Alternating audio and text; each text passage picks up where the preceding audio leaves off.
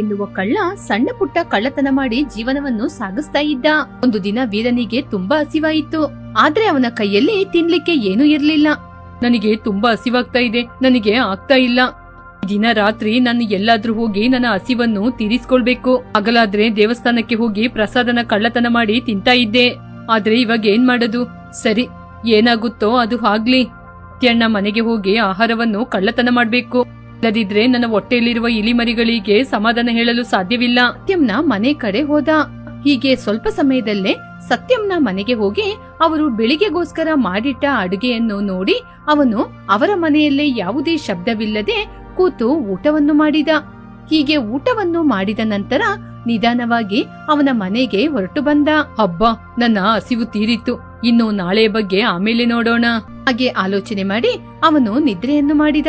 ಹೀಗೆ 1 ವಾರಗಳು ಕಳೆಯಿತು. ಹೀಗೆ ವೀರ ಪ್ರತಿದಿನ ಯಾರೊಬ್ಬರ ಮನೆಗೆ ಹೋಗೋದು, ಅಲ್ಲಿ ಕಳ್ಳತನ ಮಾಡಿ ಊಟ ಮಾಡೋದು ನಡೀತಾ ಇತ್ತು. ಹೀಗೆ ವೀರನಿಗೆ ಅದು ಅಭ್ಯಾಸವಾಗಿ ಹೋಯಿತು. ಹೀಗೆ ಊರಿನ ಜನರ ಮನೆಯಲ್ಲಿ ಪ್ರತಿದಿನ ಊಟ ಕಳ್ಳತನವಾಗುವುದನ್ನು ಗಮನಿಸಿದ ಊರಿನ ಜನರು ಕಳ್ಳ ಯಾರು ಅಂತ ಕಂಡಿಡಿಬೇಕು ಅಂತ ನೋಡಿದ್ರು. ಆವಾಗ ಗೊತ್ತಾಯ್ತು ಅವರಿಗೆ ನಿಜವಾದ ಕಳ್ಳನು ಯಾರು ಅಂತ. ಅಯ್ಯಯ್ಯೋ, ನಾನು ಸಿಕ್ಕಾಕೊಂಡೆ. ಇವಾಗ ಏನ್ ಮಾಡೋದು? ಏ ಆಳಾದವನೇ, ನೀನೇನಾ ನಮ್ ಮನೆಯಲ್ಲೆಲ್ಲ ಊಟವನ್ನು ಕಳ್ಳತನ ಮಾಡಿ ತಿನ್ನುವವನು? ನಿನ್ನಿಂದ ನನ್ನ ಹೆಂಡತಿ ನನ್ನ ಪ್ರತಿದಿನ ಬೈತಾ ಇದ್ದಾಳೆ, ಅರ್ಧ ರಾತ್ರಿಯಲ್ಲೆದ್ದು ನಾನ್ ತಿಂತಾ ಇದ್ದೀನಿ ಅಂತ. ಏನ್ ಊರಿನ ಜನಗಳೇ ನೋಡ್ತಾ ಇದ್ದೀರಾ? ಬಾರ್ಸಿ ಅವನಿಗೆ 2. ಅಯ್ಯೋ ಸತ್ಯಣ್ಣ, ನಿಮ್ಮ ಮನೆಯಲ್ಲಿ ಊಟ ಕಾಣದೆ ಆಗುವ ರೀತಿ ನನ್ ಮನೆಯಲ್ಲೂ ಕಾಣದೆ ಹೋಗ್ತಾ ಇತ್ತು. ಅದಕ್ಕೆ ಕಳ್ಳ ಯಾರು ಅಂತ ಹುಡುಕೊಂಡ್ ಬಂದ್ರೆ ನಾನು ಕಳ್ಳ ಅಂತ ನೀವು ಹೇಳ್ತಾ ಇದ್ದೀರಾ? ಲೇ ವೀರ, ಕಳ್ಳ ನೀನೇ ಅಂತ ನನಗೆ ಯಾವಾಗ್ಲೂ ಗೊತ್ತು. ರಾತ್ರಿ ಕೂಡ ನೀನ್ ನನ್ ಮನೆಗೆ ಬಂದು ಊಟ ಮಾಡಿ ನಿನ್ನ ಖರ್ಚಿಪ್ನ ಅಲ್ಲೇ ಹಾಕಿ ಹೋಗಿದೀಯಾ.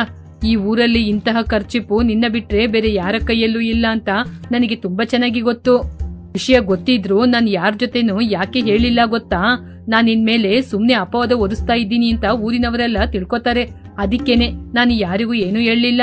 ಹೀಗೆ ಊರಿನ ಜನರೆಲ್ಲ ವೀರನನ್ನು ಬಾಯಿಗೆ ಬಂದ ಹಾಗೆ ಬೈದ್ರು. ವೀರ ಕೂಡ ಅವರ ಬೈಗುಳವನ್ನು ತಿನ್ಕೊಂಡು ಅಲ್ಲಿಂದ ಹೊರಟು ಹೋದ. ಅಂದಿನಿಂದ ಊರಿನ ಜನರು ವೀರನನ್ನು ಕಳ್ಳ ಕಳ್ಳ ಅಂತಾನೆ ಬೈತಾ ಇದ್ರು. ಯಾರು ಏನೇ ಬೈದ್ರು ಕೂಡ ವೀರ ಮಾತ್ರ ಕಳ್ಳತನ ಮಾಡುವುದನ್ನು ಮಾತ್ರ ನಿಲ್ಲಿಸಲೇ ಇಲ್ಲ. ಒಂದು ದಿನ ಊರಿನ ಜನರೆಲ್ಲ ಪಂಚಾಯಿತಿ ಕಟ್ಟೆ ಹತ್ರ ನಿಂತ್ಕೊಂಡು ಗುಸುಗುಸು ಅಂತ ಮಾತಾಡ್ತಾ ಇದ್ರು. ಅದನ್ನು ನೋಡಿದ ವೀರ, ಇವರೇನು ಎಲ್ಲರೂ ಒಂದೇ ಕಡೆಯಲ್ಲಿ ಕೂಡಿಕೊಂಡು ಗುಸುಗುಸು ಅಂತ ಮಾತಾಡ್ತಾ ಇದ್ದಾರೆ, ಇವರು ಏನ್ ಮಾತಾಡ್ತಿದ್ದಾರೆ ಅಂತ ಕಿವಿ ಕೊಡ್ಬೇಕು. ವೀರ ಒಂದು ಕಡೆ ನಿಂತ್ಕೊಂಡು ಅವರು ಮಾತನಾಡುವುದನ್ನು ಕೇಳಿಸಿಕೊಂಡ. ರಾಮುಲು, ಪಕ್ಕದ ಊರಿನಲ್ಲಿ ಒಬ್ಬ ಸನ್ಯಾಸಿ ಇದ್ದಾನಂತೆ, ಅವನು ತುಂಬಾ ಶಕ್ತಿ ಉಳ್ಳವನಂತೆ. ಹೌದು ಪಾರಿಜಾತು, ಆ ಸನ್ಯಾಸಿ ಬಗ್ಗೆ ನಾನು ಕೂಡ ಕೇಳಿದೀನಿ. ಆ ಸ್ವಾಮೀಜಿ ನಮ್ಮ ಊರಿಗೆ ಕೂಡ ಬಂದಿದ್ರೆ ಎಷ್ಟೊಂದ್ ಚೆನ್ನಾಗಿರ್ತಿತ್ತಲ್ವಾ? ನಿಜನೇ ರಾಮಲು, ಆ ಸ್ವಾಮೀಜಿ ಪ್ರತಿಯೊಂದು ಊರಿಗೆ ಹೋಗಿ ಒಳ್ಳೇದು ಕೆಟ್ಟದ್ನ ಹೇಳಿ ಹೋಗ್ತಾರಂತೆ. ನಮ್ಮೂರಿಗೆ ಯಾವಾಗ ಬರ್ತಾರೆ ಅಂತ ನೋಡೋಣಕ್ಕ. ಹೀಗೆ ಆ ಊರಿನ ಜನರು ಸ್ವಾಮೀಜಿ ಬಗ್ಗೆ ಮಾತಾಡ್ತಾ ಇರುವಾಗ ವೀರನಿಗೆ ಅದನ್ನು ಕೇಳಿ ಒಂದು ಆಲೋಚನೆ ಬಂತು. ಊರಿನ ಜನರು ಸ್ವಾಮೀಜಿ ಬಗ್ಗೆ ತುಂಬಾ ಹೆಮ್ಮೆಯಿಂದ ಮಾತಾಡ್ತಾ ಇದ್ದಾರೆ, ನಾನೇ ಸ್ವಾಮೀಜಿಯ ರೂಪದಲ್ಲಿ ಹೋದ್ರೆ ಹೇಗಿರುತ್ತೆ ಹಾಗೆ ಅಂತ ಆಲೋಚನೆ ಮಾಡ್ದ. ಹಾಗೆ ಅಂತ ವೀರ ಆಲೋಚನೆ ಮಾಡಿ ಆ ರಾತ್ರಿಯೇ ಮಾರುವೇಷ ಹಾಕೊಂಡು ಸ್ವಾಮೀಜಿಯಾಗಿ ಬದಲಾಗೋಣ ಅಂತ ತೀರ್ಮಾನ ಮಾಡ್ದ. ವೀರ ತನ್ನ ವೇಷಭೂಷಣವನ್ನು ಬದಲಾಯಿಸಿ ಕಾವಿ ಬಟ್ಟೆಯನ್ನು ಹುಟ್ಕೊಂಡು ದೊಡ್ಡದಾದ ಹಣೆಯಲ್ಲಿ ಕುಂಕುಮವನ್ನು ಇಟ್ಕೊಂಡು ಉದ್ದವಾದ ಗಡ್ಡ ಜುಟ್ಟನ್ನು ಕೂಡ ಇಟ್ಕೊಂಡ್ ಬಂದ. ರಾತ್ರಿಯೇ ಊರೊಳಗಿರುವ ಶಿವಾಲಯದ ಬಳಿ ಬಂದು ಒಂದು ಮರದ ಕೆಳಗೆ ಬಂದು ಕೂತ್ಕೊಂಡ. ಹೀಗೆ ವೀರ ಆ ಊರಲ್ಲಿ ಶಿವಾಲಯದ ಬಳಿ ಕೂತಿರುವುದನ್ನು ನೋಡಿದ ಜನರು ಸ್ವಾಮೀಜಿ ಬಂದಿದ್ದಾರೆ ಅಂತ ಆಶ್ಚರ್ಯಪಟ್ರು. ಇವರೇ ಆ ಪಕ್ಕದೂರಿನಿಂದ ಬಂದಂತಹ ಮಹಾ ದೊಡ್ಡ ಸ್ವಾಮೀಜಿ ಆಗಿರ್ಬೇಕು. ಸ್ವಾಮೀಜಿ, ನಿಮಗೆ ನಮ್ಮ ನಮಸ್ಕಾರಗಳು. ಹೌದು ಸ್ವಾಮಿ, ನೀವು ನಮ್ಮ ಊರಿಗೆ ಬಂದಿದ್ದು ನಾವು ಮಾಡಿದ ಅದೃಷ್ಟ. ಹೀಗೆ ಊರಿನ ಜನರು ಗುಂಪು ಗುಂಪಾಗಿ ವೀರನ ಬಳಿ ಬಂದು ಅವರ ಕಷ್ಟವನ್ನು ಹೇಳಲು ಆರಂಭಿಸಿದ್ರು. ವೀರ ಕೂಡ ಅವರ ಮುಖವನ್ನು ನೋಡಿ, ಕೈಯ ರೇಖೆಯನ್ನು ನೋಡಿ ಅವರ ವಿಷಯವನ್ನು ಹೇಳಲಾರಂಭಿಸಿದ.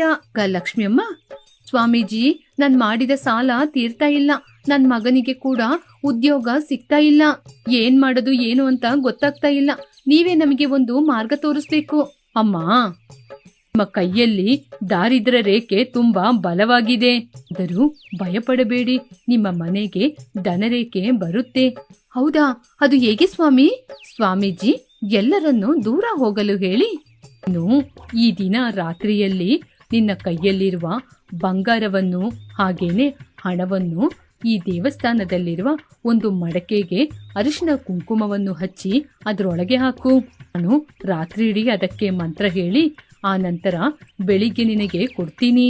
ಆಗ ನಿನಗೆ ಸಾಲವೆಲ್ಲ ತೀರಿ ಹೋಗಿ ನಿನ್ನ ಮಗನಿಗೆ ಕೆಲಸವಾಗಿ ನೀನು ಅದೃಷ್ಟಶಾಲಿಯಾಗ್ತೀಯ. ಆದರೆ ಈ ವಿಚಾರವನ್ನು ಯಾರಿಗೆ ಹೇಳಬೇಡ. ಸರಿ ಸ್ವಾಮೀಜಿ, ನೀವು ಹೇಳಿದ ರೀತಿ ಮಾಡ್ತೀನಿ ಅಂತ ಅವಳ ಕೈಯಲ್ಲಿರುವ ಬೆಳ್ಳಿಯನ್ನು ಸ್ವಾಮೀಜಿಗೆ ಕೊಡ್ಬೇಕು ಅಂತ ತೀರ್ಮಾನ ಮಾಡಿದ್ಲು. ಸ್ವಾಮೀಜಿ, ನನಗೆ ಮದುವೆಯಾಗಿ 10 ವರ್ಷಗಳಾಯಿತು, ಆದ್ರೆ ಸಂತಾನ ಭಾಗ್ಯನೇ ಸಿಗ್ಲಿಲ್ಲ. ಎಷ್ಟೋ ವೈದ್ಯರ ಬಳಿ ಹೋದ್ರೂ ನನಗೆ ಪರಿಹಾರವಾಗ್ಲಿಲ್ಲ. ನೀವೇ ಒಂದು ಪರಿಹಾರವನ್ನು ಹೇಳ್ಬೇಕು. ಇಲ್ಲಿ ನೋಡು ಮಗು, ನಿನ್ನ ಗರ್ಭಕ್ಕೆ ಒಂದು ಮಹಾಶಕ್ತಿ ಅಡ್ಡವಾಗಿ ನಿಂತಿದೆ. ಅದು ಸಾಧಾರಣವಾದ ವಿಷಯವಲ್ಲ. ನಿನಗೆ ಗರ್ಭ ಉಂಟಾಗ್ಬೇಕಂದ್ರೆ ನಾನು ಪ್ರತ್ಯೇಕವಾಗಿ ಕೈಲಾಸದಿಂದ ತಂದಂತಹ ತೀರ್ಥದಿಂದ ಮಹಾ ಮಂತ್ರ ಜಲದಿಂದ ಅಭಿಷೇಕ ಮಾಡ್ಬೇಕು. ಸ್ವಾಮಿ, ಅದಕ್ಕೆ ನಾನೇನ್ ಮಾಡ್ಬೇಕು? ತಕ್ಷಣ ಒಂದು ರೇಷ್ಮೆ ಬಟ್ಟೆ 500 ರೂಪಾಯಿ ದಕ್ಷಿಣೆಯನ್ನು ನನ್ನ ಕೈಚೀಲಕ್ಕೆ ಹಾಕಿ ಹೋಗು. ನಾನು ಪ್ರತ್ಯೇಕವಾಗಿ ಅಭಿಷೇಕ ಮಾಡಿ ಆ ಜಲವನ್ನು ನಾಳೆ ಬೆಳಿಗ್ಗೆ ನಿನಗೋಸ್ಕರ ಕೊಡ್ತೀನಿ. ಜಲವನ್ನು ನೀನು ನಿನ್ನ ಗಂಡನ ಜೊತೆ ಸೇರಿ ಸೇವಿಸು. ದಿನದಲ್ಲೇ ಶುಭವಾರ್ತೆ ಹೇಳ್ತೀಯ. ಆದ್ರೆ ಈ ಜಲವನ್ನು ಸುರಕ್ಷಿತವಾಗಿ ಇಡುವುದು ನಿನ್ನ ಕರ್ತವ್ಯ ಅಂತ ಸ್ವಾಮೀಜಿ ಹೇಳಿದಾಗ ರಾಮಲಮ್ಮ ಸಂತೋಷ ಪಡುತ್ತಾ, ಅದಕ್ಕಿಂತ ದೊಡ್ಡ ವಿಚಾರ ಇನ್ನೇನಿದೆ ಸ್ವಾಮಿ, ಖಂಡಿತವಾಗಿ ನೀವು ಹೇಳಿದ್ನೆಲ್ಲ ತಂದು ಕೊಡ್ತೀನಿ. ಹೀಗೆ ಆ ಊರಿನ ಜನರು ಒಬ್ಬರ ವಿಷಯವು ಇನ್ನೊಬ್ಬರಿಗೆ ಗೊತ್ತಾಗದ ಹಾಗೆ ಸ್ವಾಮೀಜಿ ಕೇಳಿದ್ನ ತಂದುಕೊಟ್ರು. ಹೀಗೆ ಆ ದಿನ ವೀರ ಊರಿನ ಜನರ ಬಳಿ ಸನ್ಯಾಸಿಯ ವೇಷವನ್ನು ಹಾಕಿ ಚಿನ್ನ, ಹಣ, ಊಟವನ್ನೆಲ್ಲ ತರಿಸಿಕೊಂಡ. ಹೀಗೆ ಸ್ವಲ್ಪ ದಿನಗಳು ಆಯಿತು.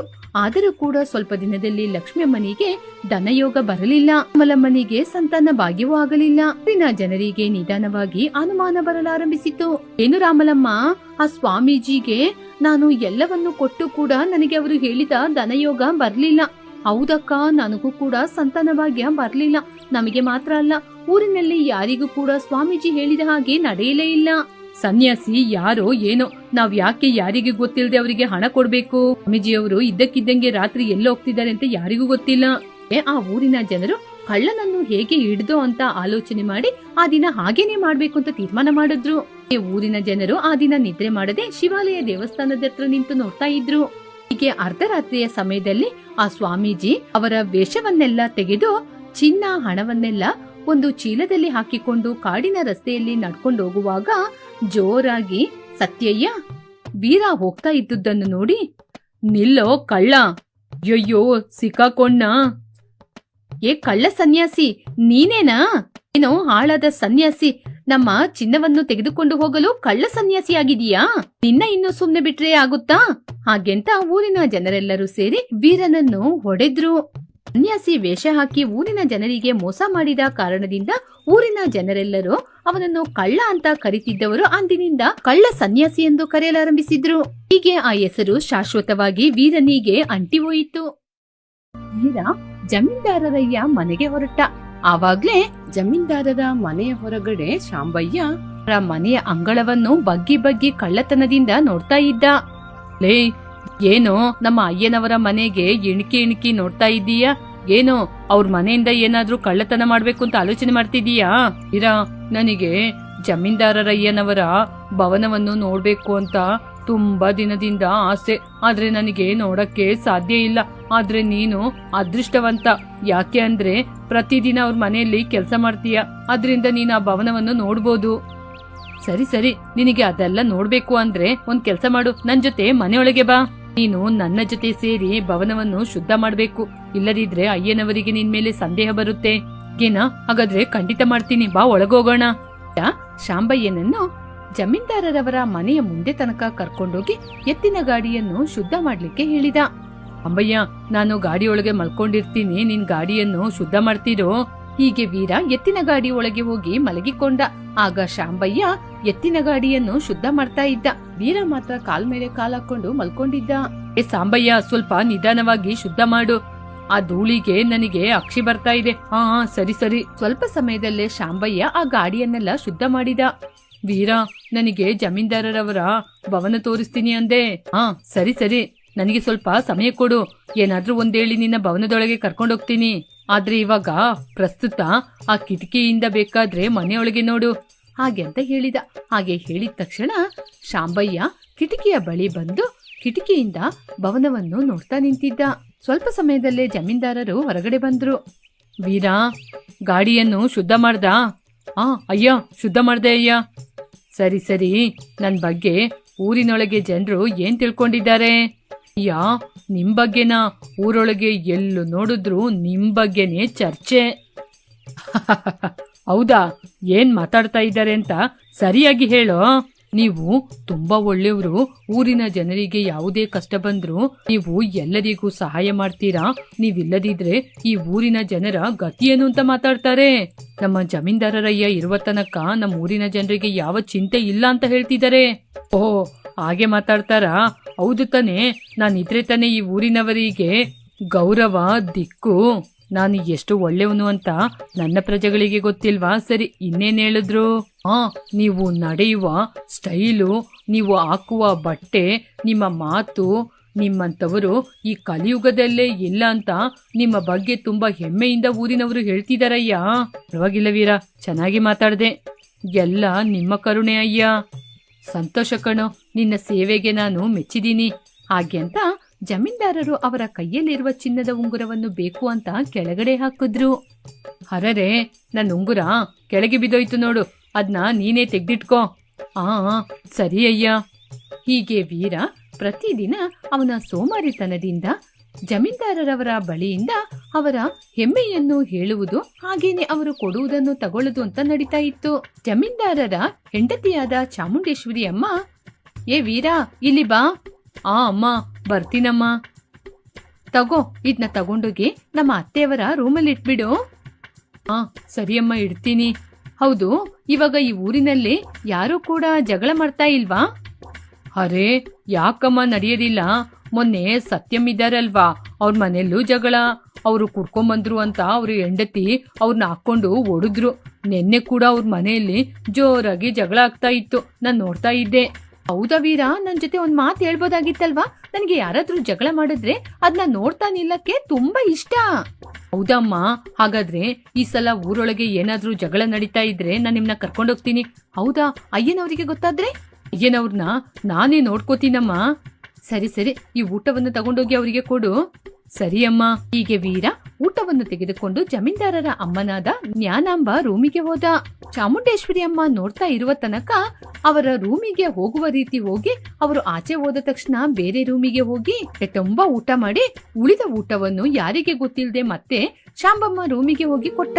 ಲೇ ವೀರ, ನನಗೆ ಹೊಲಕ್ಕೆ ಹೊರಗಡೆ ದನದ ಕೊಟ್ಟಿಗೆಗೆ ಹೋಗಿ ಹಾಲ್ ಕರಿಬೇಕು, ಹೊಲಕ್ಕೆ ಹೋಗಿ ನಾಟಿ ಮಾಡ್ಬೇಕು, ಹೀಗೆಲ್ಲ ಮಾಡ್ಬೇಕು ಅಂತ ತುಂಬಾ ಆಸೆ ಆಗ್ತಿದೆ ಕಣೋ. ಹೌದಮ್ಮ, ಊರಲ್ಲಿ ಅಯ್ಯನವರು ಇಲ್ಲದಿರುವಾಗ ಯಾರಿಗೂ ಗೊತ್ತಿಲ್ಲದೆ ನಿಮ್ನ ಹೊರಗಡೆ ಹಸು ಕೊಟ್ಟಿಗೆಗೆ ಹಾಗೇನೆ ಹೊಲಕ್ಕೆ ಕರ್ಕೊಂಡೋಗಿ ನಾಟಿ ಕೆಲಸ ಎಲ್ಲ ಮಾಡಿಸ್ತೀನಿ. ಆದ್ರೆ ನನಗೆ ಸ್ವಲ್ಪ ಸಮಯ ಕೊಡಿ. ಹೌದಾ? ಸರಿಯಪ್ಪ ವೀರ, ಹಾಗೆ ಆಗ್ಲಿ. ಹಾಗೆ ಅಂತ ಹೇಳಿದಾಗ ವೀರ ಹೊರಗಡೆ ಬಂದ. ಹೊರಗಡೆ ಬರುವಾಗ ಜಮೀನ್ದಾರರಯ್ಯ ಅಲ್ಲಿ ಕೂತಿದ್ರು. ಲೇ ವೀರ, ಬಾರೋ ಇಲ್ಲಿ. ಅಯ್ಯ, ಹೇಳಿ ಅಯ್ಯ. ನೀನೊಬ್ನೇ ಸೇರ್ಕೊಂಡು ಇಷ್ಟೊಂದ್ ಕೆಲ್ಸ ಮಾಡ್ತೀಯಲ್ಲ, ನಿನ್ಗೆ ಕಷ್ಟ ಆಗ್ಬೋದು.